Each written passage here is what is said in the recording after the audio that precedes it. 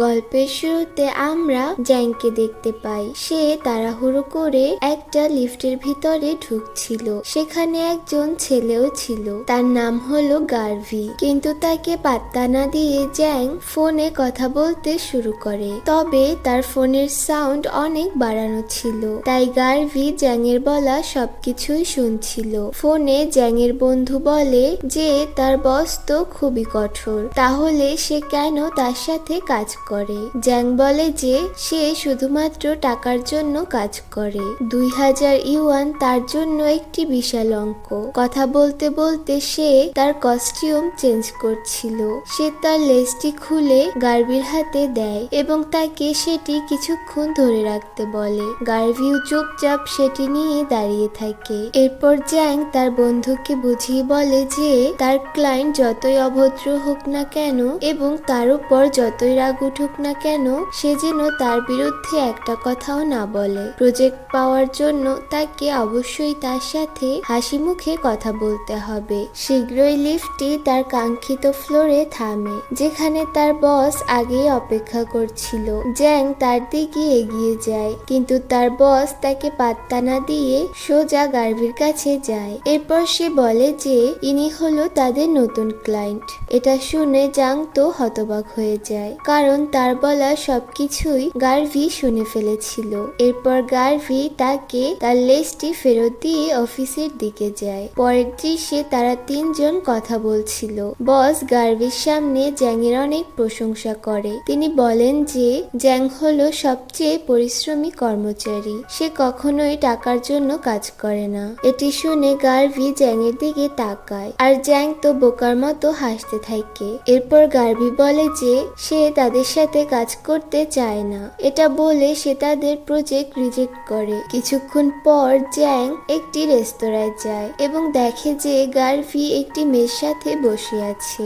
সে ভাবে ওই মেয়েটি নিশ্চয়ই তার গার্লফ্রেন্ড। সে সিদ্ধান্ত নেয় যেহেতু গার্ভি তাদের প্রজেক্ট রিজেক্ট করেছে আর তার টাকা ইনকাম করার একটা সুযোগও নষ্ট করেছে, তাই গার্ভিকে এর মাসুল দিতেই হবে। সে সোজা তার কাছে যায় আর তাকে হানি বলে ডাকে, যা শুনে মেয়েটি বলে তুমি কে। জাং বলে যে সে গার্ভির গার্লফ্রেন্ড। মেয়েটি ভীষণ রেগে সেখান থেকে চলে যায়, কিন্তু গার্ভিকে দেখে তো খুশিই লাগছিল। এরপর জাং বলে যে যেহেতু গার্ভি তাদের প্রজেক্ট রিজেক্ট করেছে, তাই সে তার জীবন ধ্বংস করে দেবে। কিন্তু গার্ভি তাকে বলে যে তার পরিবার তাকে একটি ব্লাইন্ড ডেটে যাওয়ার জন্য চাপ দিচ্ছিল এবং সে জানতো না কিভাবে ওই মেয়েটির কাছ থেকে রেহাই পাওয়া যায়। জাং তো বরং তার উপকারই করলো। এরপর সে জাংকে ধন্যবাদ জানায়। এটা শুনে জাং তো বোকা হয়ে যায়। এরপর গার্ভি তাকে একটা অফার দেয়, সে তাকে বেতনে রাখবে, বদলে তাকে তার পরিবারের সামনে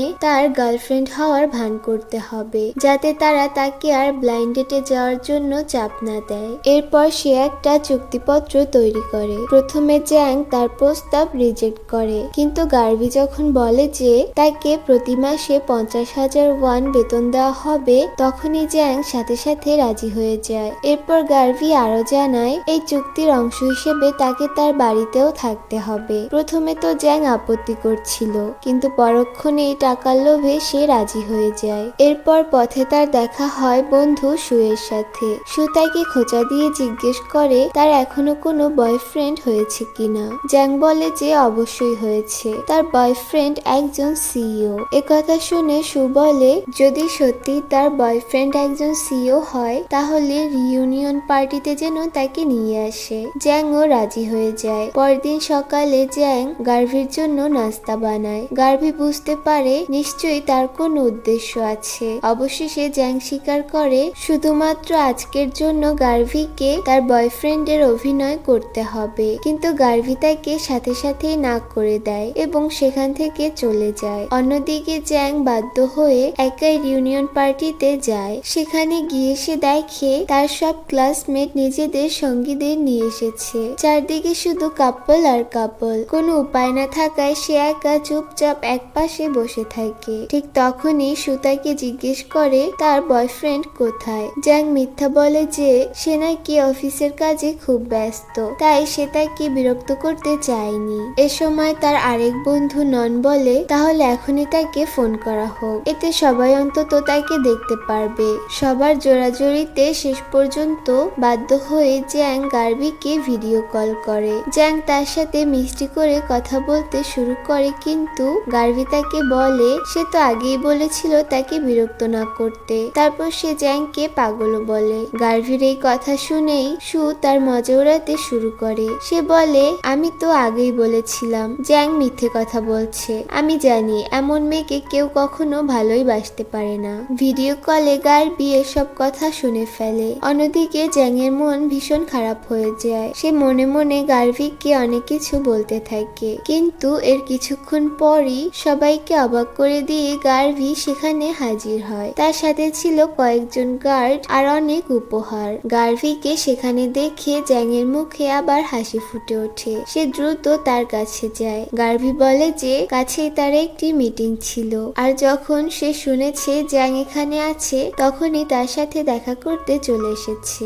এরপর গার্ভি উপহারগুলো সবার মাঝে ভাগ করে দিতে বলে। সবাই যখন উপহার নিতে শুরু করে তখন সু নিজের হাত বাড়িয়ে দেয়, কিন্তু গার্ভি বলে যে সে এই উপহারের যোগ্য নয়, তাই সে কিছুই পাবে না। পরদিন সকালে জ্যাং তার অফিসে যাওয়ার সময় এক সহকর্মীর সাথে ধাক্কা খায়। এরপর সেই সহকর্মী লিফটে জ্যাং এমনকি এক ইন্টার্নকেও ভেতরে ঢুকতে দেয় না। জ্যাং প্রতিবাদ করে বলে যে লিফট ব্যবহার করার অধিকার সবার আছে, আর কেউ তাদের অধিকার ছিনিয়ে নিতে পারবে না। এটি বলে সে ওই ইন্টার্নকে নিজের সাথে যেতে বলে। এই ঘটনার কারণে তাদের অফিসে পৌঁছাতে দেরি হয়। বস ওই কর্মচারীর সাথে খুব রাগারাগি শুরু করে, এমনকি তার বেতনের একটি অংশও কেটে নেন। এতে মেয়েটি রেগে যায় আর জ্যাংকে দেখিয়ে বলে যে জ্যাংও তো দেরি করে এসেছে, কিন্তু জ্যাং বলে সে মোটেও দেরি করে অফিসে আসেনি। সে কিছুক্ষণ অফিসে ছিল না ঠিকই,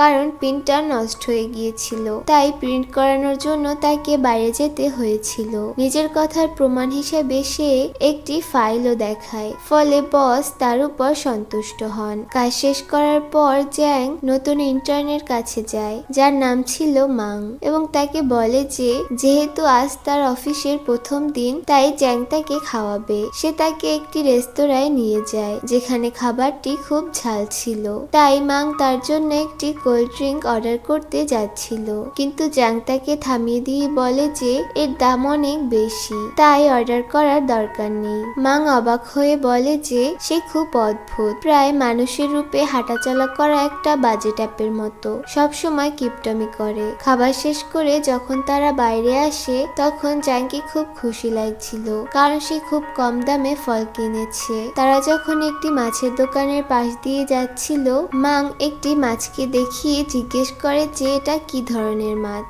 দোকানদার তার অঙ্গভঙ্গি লক্ষ্য করে। সে দ্রুত মাছটি কেটে রেডি করে। তারা কিছু বোঝার আগেই সবকিছু হয়ে যায়। দোকানদার তখন 9 ইউয়ান দাবি করে। এটা শুনে জ্যাং প্রতিবাদ করে বলে যে তার বেতন মাত্র 8 ইউয়ান, সে কিভাবে 9 ইউয়ান দিতে পারে। কিন্তু দোকানদার সাথে সাথে কিছু গুন্ডাকে ডাকে। জ্যাং এক পাশে সরে গিয়ে বলে যে এটি মাংয়ের সমস্যা, এর সাথে তার কোনো সম্পর্ক নেই। এটা বলে সে মাংকে একা রেখে পালিয়ে যায়। এদিকে মাং তো হতাশ হয়ে যায়, কিন্তু তারপরই জ্যাং তার স্কুটার নিয়ে ফিরে আসে আর তাকে নিয়ে পালিয়ে যায়, আর গুন্ডারা তাদের তাড়া করছিল। ঠিক পরের দৃশ্যে আমরা দেখতে পাই যে গুন্ডারা তাদের কাছ থেকে টাকা নিয়ে চলে যাওয়ার পর জ্যাং আর মাং দুজনেই দোকানের বাইরে বসে আছে। মাং জ্যাংকে বলে যে সে একদমই পাগল, কারণ এত ধীরগতির একটা স্কুটার নিয়ে পালানোর চেষ্টা করলে যে কেউ তাদের ধরে ফেলবে। জ্যাংও স্বীকার করে যে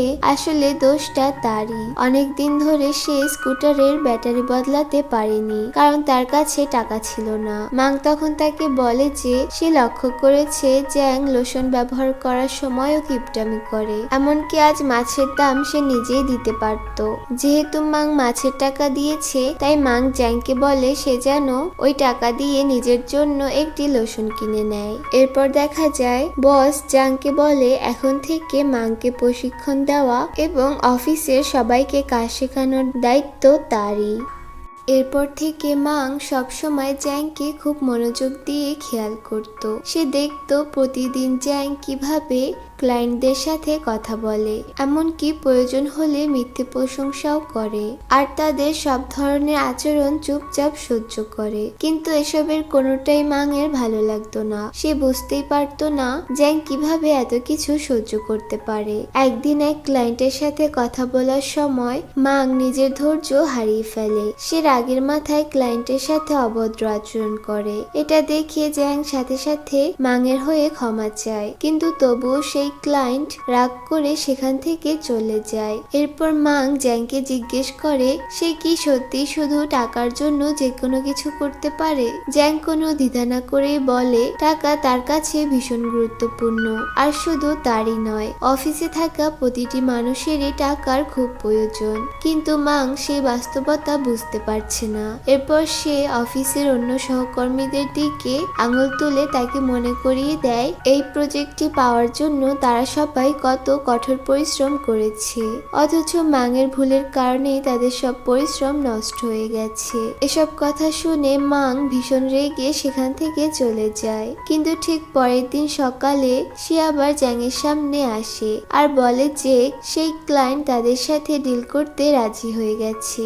জ্যাং জিজ্ঞেস করে এটা কিভাবে সম্ভব। এরপর একটা ফ্ল্যাশব্যাক দেখানো হয়। সেখানে খুব ভোরে মাং তার ক্লায়েন্টের পেছন পেছন গিয়েছিল। সে ক্লায়েন্টকে বলেছিল প্রয়োজনে সে তার মেয়ের হোমওয়ার্কও সম্পূর্ণ ফ্রিতে করে দেবে। শুধু তাই নয়, যে কোনোভাবে সাহায্য করতেও সে প্রস্তুত। কিন্তু বিনিময়ে সে অনুরোধ করেছিল যেন তাদের কোম্পানির সাথে চুক্তিটি করে। এরপর দৃশ্যটি আবার বর্তমানে ফিরে আসে। মাং বলে যে সে খুব ভালো করেই জানে চুক্তিটি না হওয়ার চিন্তায় জ্যাং সারা রাত ঘুমাতে পারেনি, যার প্রভাব তার ত্বকের উপরও পড়েছে। এই কারণে সে জ্যাংয়ের জন্য কিছু স্কিন কেয়ার প্রোডাক্ট কিনে এনেছে, যা দেখে জ্যাং খুব খুশি হয়। সন্ধ্যায় জ্যাং কয়েকটি খেলনা নিয়ে গার্ভির বাড়িতে আসে। গার্ভি জিজ্ঞেস করে এগুলো কিসের জন্য। তখন জ্যাং তাকে বলে যেহেতু আজ গার্ভির মা এবং ছোট ভাই বাড়িতে আসছেন, তাই তাদের মন জয় করার জন্য সেই খেলনাগুলো কিনে এনেছে। ঠিক সেই মুহূর্তেই সেখানে মাং আসে। হঠাৎ তাকে দেখে জ্যাং চমকে ওঠে। তখন গার্ভি জানায় যে মাং আসলে তার ছোট ভাই। এরপর সবাই সোফায় বসে গল্প করতে শুরু করে, কিন্তু পুরো সময়টাতেই মাং ইচ্ছে করেই নানা কথায় জ্যাংকে অস্বস্তিতে ফেলছিল। শেষ পর্যন্ত গার্ভির মা মাংকে বকা দিয়ে বলেন সে ঠিকমতো কথাই বলতে জানে না। তখন মাং বলে অফিসে জ্যাং তাকে অনেক অপমান করেছে, কিন্তু আসল ঘটনাটা ছিল একেবারেই অন্যরকম। ফ্ল্যাশব্যাকে দেখা যায় সেদিন সন্ধ্যায় অফিস থেকে বের হওয়ার আগে মাং জ্যাংয়ের জন্য একটি ছোট্ট ফুল গাছ নিয়ে এসেছিল। তারপর সে সাহস করে নিজের মনের কথা জানায় যে সে জ্যাংকে পছন্দ করে, কিন্তু জ্যাং তাকে কঠোরভাবে না করে দিয়েছিল।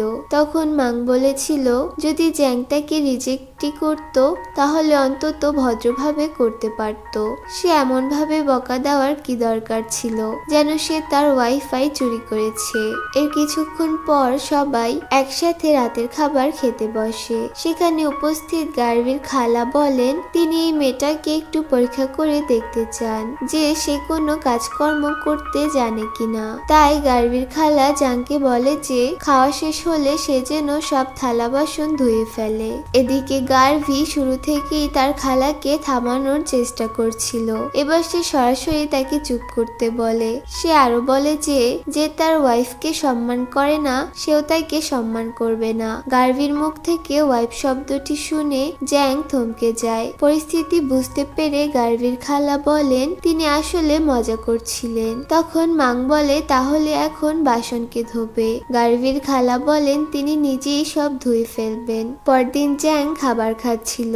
তখন গার্ভি তাকে বলে সে যদি এভাবেই খেতে থাকে তাহলে কখনোই ওজন কমাতে পারবে না।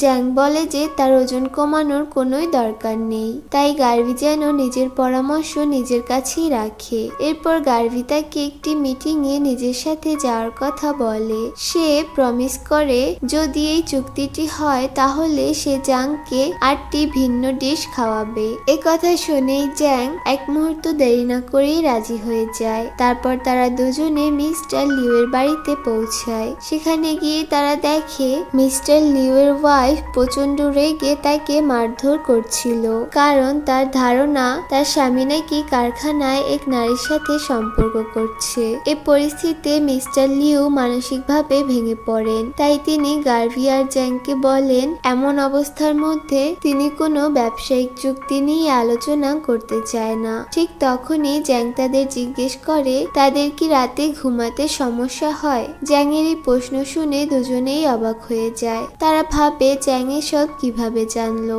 তখন জ্যাং বলে যে আসলে তাদের দুজনের মধ্যে তেমন কোনো সমস্যাই নেই। এরপর সে মিস্টার লিউ এর স্ত্রীকে নিজের ত্বকের আরো ভালোভাবে যত্ন নেওয়ার পরামর্শ দেন। সে বলে তিনি যত বেশি নিজের যত্ন নেবেন তার স্বামী তাকে তত বেশি ভালোবাসবে। তখন তার মনে আর কোনো সন্দেহ বাসা বাঁধতে পারবে না। জ্যাং এর কথা মিস্টার লিউ এর ওয়াইফের মনে ধরে, যা দেখে মিস্টার লিউ স্বস্তির নিঃশ্বাস ফেলেন। ঠিক তখনই জ্যাং গার্ভির দিকে তাকিয়ে চোখ মারে। বাড়ি থেকে বের হওয়ার পর গার্ভি জ্যাংকে জিজ্ঞেস করে সে এত কিছু কিভাবে বুঝতে পারলো। জ্যাং বলে সে সায়েন্সে বিশ্বাস করে, মানুষের শরীরের বিভিন্ন লক্ষণ দেখেই অনেক কিছু বুঝে নেওয়া যায়। সে টেবিলের উপর ইনসোমনিয়ার ওষুধ দেখেছিল। এরপর চারপাশে সবকিছু ভালোভাবে পর্যবেক্ষণ করে সবকিছু বুঝতে পেরেছে। কথা বলতে বলতে জ্যাং এতটাই মগ্ন হয়ে গিয়েছিল যে সে খেয়ালই করেনি গার্ভি আর তার পাশে হাঁটছে না। সে দ্রুত তার কাছে গিয়ে বলে যদি সে বেশি বাজে কথা বলে ফেলে তাহলে তাকে যেন ক্ষমা করে দেয়। কিন্তু গার্ভি বলে মাঝে মাঝে একটু বাজে কথা বলাও খারাপ নয়। গার্ভি আরো বলে যে সে আজ তাকে খাওয়াতে নিয়ে যাবে, এমনকি তাকে বোনাসও দেবে। এসব কথা শুনে জ্যাং এর আনন্দের সীমা থাকে না, আর আমরা বুঝতে পারি গার্ভি জ্যাংকে পছন্দ করতে শুরু করেছে। এরপর জাং আর গার্ভি দুজনে মিলে ঘুরতে বের হয়, কিন্তু হঠাৎ সেখানে মাং হাজির হয়। মাং বলে আমি জানি তোমরা কাপল হওয়ার অভিনয় করছো, আমার সামনে এই অভিনয় করার কোনোই প্রয়োজন নেই। এরপর সে গার্ভিকে বারবার চলে যেতে বলে। এসব শুনে গার্ভি বিরক্ত হয়ে মাংকে বেশি কথা বলতে নিষেধ করে। ঠিক তখনই গার্ভির এক ক্লায়েন্ট তাকে ফোন করায় সে চলে যায়। এরপর মাং জাংকে পরামর্শ দেয় সে যেন তাকে নিয়ে আরেকবার ভেবে দেখে, কিন্তু জাং তাকে বকাঝকা করে বলে তার এই ছেলে মানুষই আচরণ বন্ধ করা উচিত। ঠিক তখনই হঠাৎ একটি লামা এসে জাংয়ের গালে থুতু ছুঁড়ে দেয়। ঠিক সেই সময় গার্ভি একটি টিস্যু দিয়ে জাংয়ের মুখ মুছে দেয়। গার্ভি তাকে বুঝিয়ে বলে লামারা মাঝে মাঝে এমন করতে পারে, তাই তাদের থেকে দূরে থাকাই ভালো। এরপর গার্ভি তাকে কিছু কসমেটিক্স দেয় যেন সে এগুলো দিয়ে নিজের মুখ পরিষ্কার করতে পারে। এদিকে জাং আর গার্ভিকে একসাথে দেখে মাং অনেক বেশি জেলাস হতে থাকে আর ভাবে তারা কি অভিনয় করছে নাকি সত্যি একে অপরকে ভালোবাসতে শুরু করেছে। এরপর দেখা যায় জাং এর বান্ধবী তার জন্য ব্যাগ, জুয়েলারি আর ড্রেস নিয়ে এসেছে, কারণ আজ জাংকে গার্ভির সাথে একটা ইনভিটেশনে যেতে হবে। এরপর দেখা যায় গার্ভি জাং এর জন্য অপেক্ষা করছে, যেখানে জাং অনেক সুন্দর একটা ড্রেস পরে আসে। তারপর তারা গার্ভির বন্ধুদের সাথে ডিনার করতে থাকে। গার্ভি তাকে জিজ্ঞাসা করে সে কি ওয়াইন খাবে কিনা। জাং বলে সে গত রাতে ওয়াইন নিয়ে অনেক পড়াশোনা করেছে, তাই সে একটু ট্রাই করতে চায়। এরপর জাং যা পড়েছিল সেগুলো সবার কাছে ব্যাখ্যা করার চেষ্টা করে, কিন্তু সে যা বলছিল তা প্রায় সবই ভুল ছিল, আর তাই সবাই তাকে নিয়ে হাসতে থাকে। এরপর জাং ভাবে সে হয়তো গার্ভিকে লজ্জায় ফেলে দিয়েছে, তাই জাং ক্ষমা চাওয়ার জন্য বলে সে ওয়াইন খাবে, কিন্তু একজন ক্লায়েন্ট তাকে পুরো গ্লাস খাওয়ার চ্যালেঞ্জ দেয়। এতে জাং গার্ভির দিকে তাকায়, কিন্তু সে তার ফোনে ব্যস্ত ছিল। জাং মন খারাপ করে ড্রিঙ্ক করতে শুরু করে, কিন্তু সেটা আসলে পানি ছিল। জাং ভাবলো এটা কিভাবে সম্ভব। ফ্ল্যাশব্যাকে দেখা যায় যে সবাই যখন জাংকে অপমান করতে ব্যস্ত ছিল, গার্ভি গার্ভি গোপনে তার কাজের লোককে দিয়ে ওয়াইনের জায়গায় পানি রেখেছিল।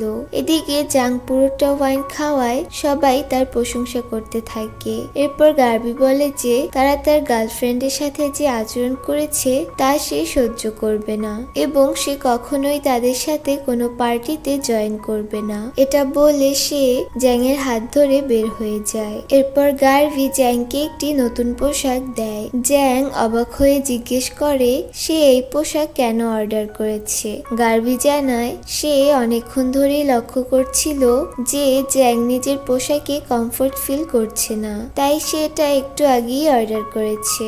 গার্ভির এই যত্নে জ্যাংয়ের মন ভালো হয়ে যায়। এরপর জ্যাং গার্ভিকে তার মায়ের সাথে পরিচয় করিয়ে দেয়। গার্ভিকে দেখে জ্যাংয়ের মা খুব খুশি হন। তিনি জ্যাংকে তাদের জন্য রান্না করতে বলেন, কিন্তু গার্ভি বলে যে জ্যাংয়ের রান্না করার কোনো দরকার নেই, সবাই বাইরে গিয়ে খেলেই তো ভালো হয়। কিন্তু জ্যাংয়ের মা রাজি হন না। তখন গার্ভি মিথ্যা বলে জানায় কাছে একটি 5 স্টার হোটেলে তারা ফ্রিতে খাওয়ার সুযোগ পেয়েছে।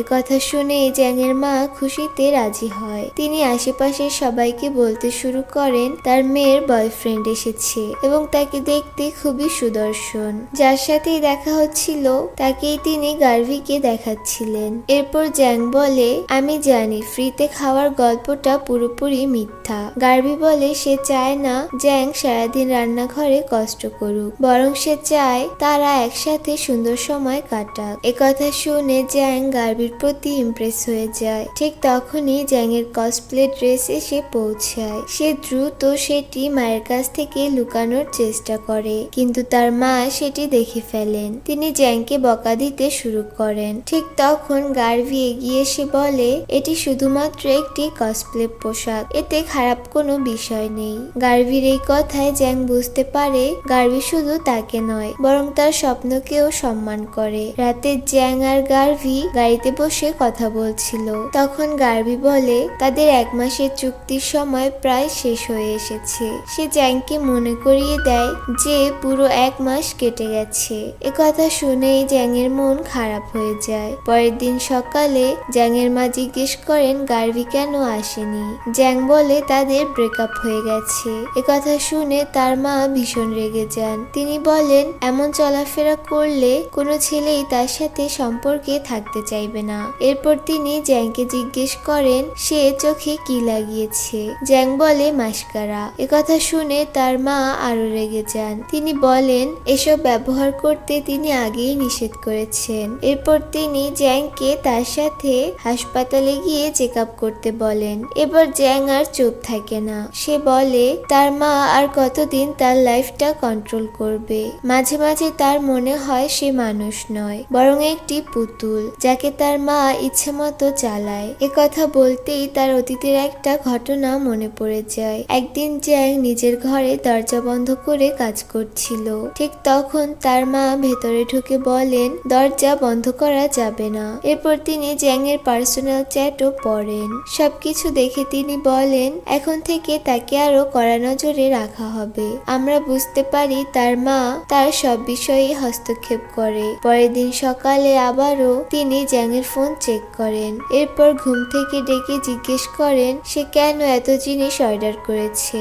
এরপর তিনি প্রতিটা অর্ডারের হিসাব চান আর জ্যাং বাধ্য হয়ে সবকিছুর কৈফিয়ত দিতে থাকে। দৃশ্য আবার বর্তমানে ফিরে আসে। জ্যাং বলে তার কারণেই সে মিথ্যা বলতে শিখেছে, এমনকি বাড়িতে তার দম বন্ধ হয়ে আসে, তাই সে আর এই বাড়িতে থাকবে না। একথা শুনে তার মা বলেন এখন জ্যাংও তাকে ছেড়ে চলে যাচ্ছে। একথা শুনে জ্যাংয়ের ছোটবেলার আরেকটি স্মৃতি মনে পড়ে। তখন তার বাবা বেঁচে ছিলেন। একদিন স্কুল থেকে ফিরে সে টেবিলে অনেকগুলো অ্যালকোহলের বোতল দেখতে পায়। সে দেখে তার মা আহত অবস্থায় বসে আছে।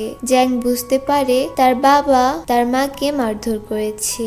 সে মাকে অনুরোধ করে যেন বাবাকে ডিভোর্স দিয়ে দেয়, কিন্তু সেই রাতেই জ্যাং দেখে তার মা আবারও তার বাবাকে ড্রিঙ্ক করাচ্ছে। তিনি বলেন জ্যাং তাকে ডিভোর্স দিতে বলেছে ঠিকই, কিন্তু তিনি তাকে ছেড়ে যেতে চান না। এই দৃশ্য দেখে ছোট্ট জ্যাংয়ের মন পুরোপুরি ভেঙে যায়। দৃশ্য আবার বর্তমানে আসে। জ্যাং মাকে বলে তিনি সবসময় জ্যাংয়ের জীবনের সবচেয়ে গুরুত্বপূর্ণ মানুষ ছিলেন আর থাকবেনও, কিন্তু সে পরের জীবনে তার মেয়ে হয়ে জন্মাতে চায় না। একথা বলেই জ্যাং বাড়ি ছেড়ে চলে যায়।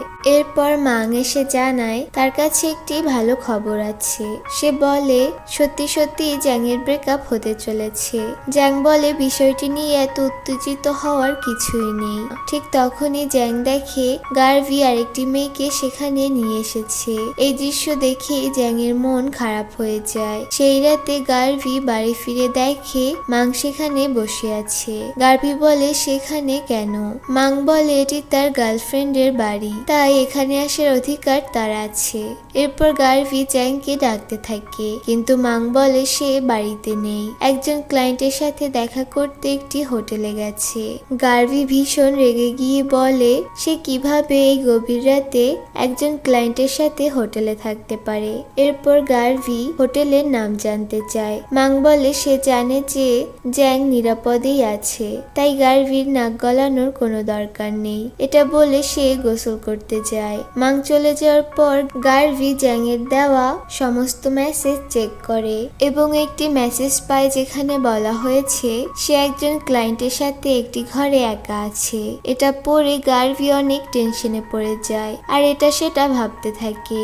তাই সে আর অপেক্ষা না করে জ্যাংয়ের কাছে যায়। সেখানে লোকটিকে দেখার সাথে সাথেই সে তাকে ধরে ফেলে এবং জ্যাং কোথায় তা জানতে চায়। ঠিক তখনই জ্যাং বের হয়ে আসে আর জিজ্ঞাসা করে কি হয়েছে, কেন সে এত রেগে আছে।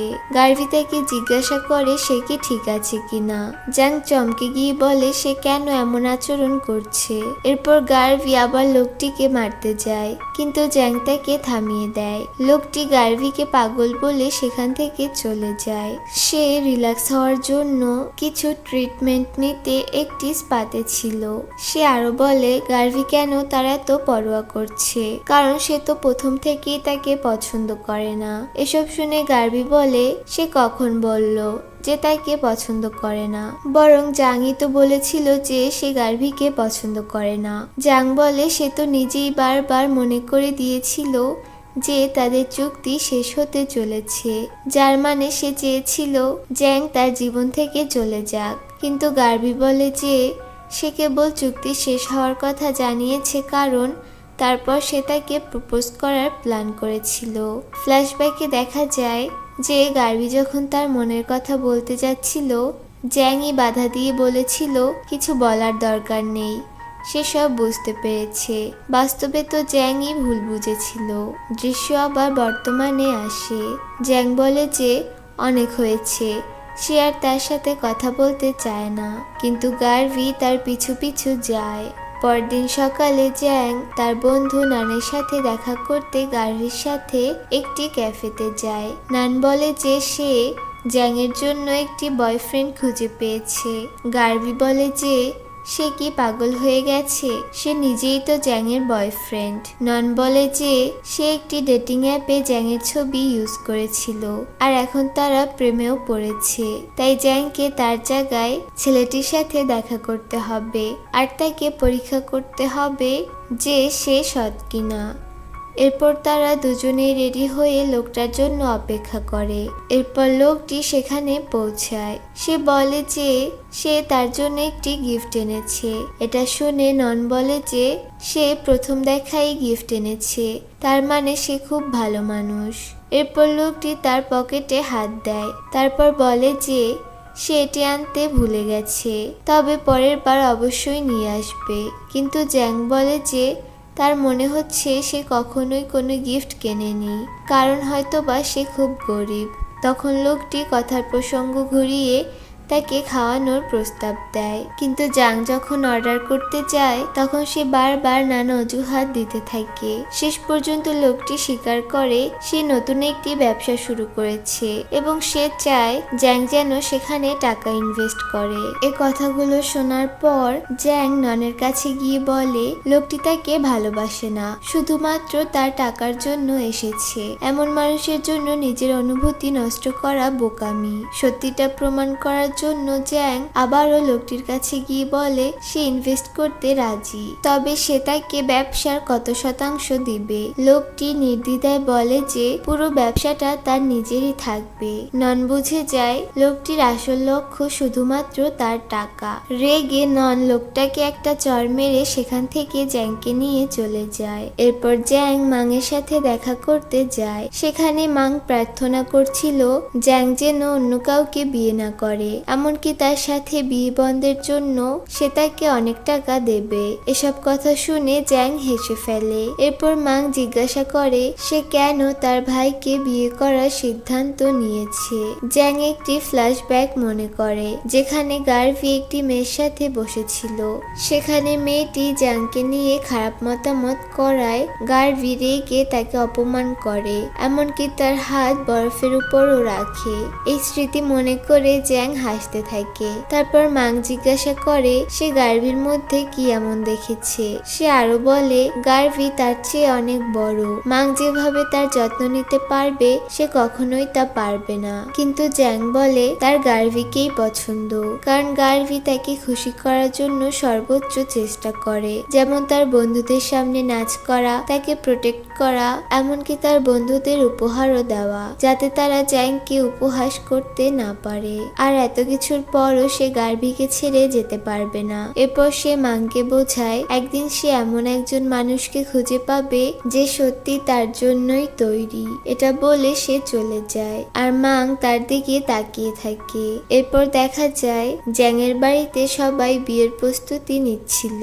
পরের দৃশ্যে গার্ভি জ্যাংকে তার বাড়িতে নিয়ে যায়, যেখানে তার মা জ্যাংকে দেখে রেগে যান আর প্রশ্ন করেন কেন জ্যাং এত দামি বিয়ের পোশাক বেছে নিয়েছে। এসব শুনে জ্যাং নার্ভাস হয়ে যায়। এরপর গার্ভির মা চলে গেলে জ্যাং বলে সে এই বিয়ে করতে চায় না, কারণ সে ভয় পাচ্ছে বিয়ের পর তার শাশুড়িও হয়তো নিজের মায়ের মতো কঠোর হবেন আর তার সব বিষয়ে হস্তক্ষেপ করবেন। কিছুক্ষণ পর গার্ভির মা অনেক গয়না নিয়ে ফিরে আসে। তিনি বলেন জ্যাংয়ের জন্য তিনি নিজেই সবকিছু পছন্দ করে রেখেছেন। এতে জ্যাং অনেক অবাক হয়ে যায়। তখন গার্ভি বুঝিয়ে বলে আসলে তিনি মোটেও কঠোর নন। এরপর গার্ভির মা জ্যাংয়ের কাছে ক্ষমা চান এবং তাকে উপহারগুলো দেন।